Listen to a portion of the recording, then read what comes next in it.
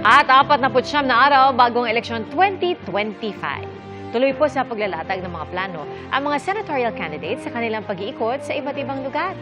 Ating saksihan.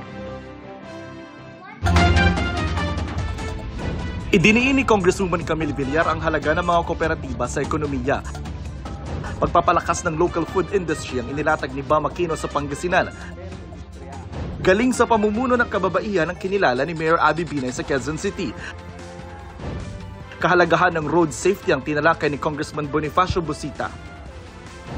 Pagprotekta sa women and children's rights ang isinulong ni Congresswoman Arlene Brosas. Humarap sa mga taga San Jose del Monte, Bulacan si David D. Angelo. Nagikot sa mga palengke sa Cagayan de Oro si Attorney Angelo de Alban. Sa iba't ibang bayan sa Agusan del Sur, bumisita si Senator Bato de la Rosa. Kahalagahan ng pakikiisa ng mga kabataan ang idiniin ni Luke Espiritu.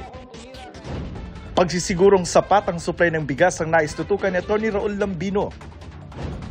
Nag-motorcade si Congressman Rodante Marcoleta sa Muntinlupa.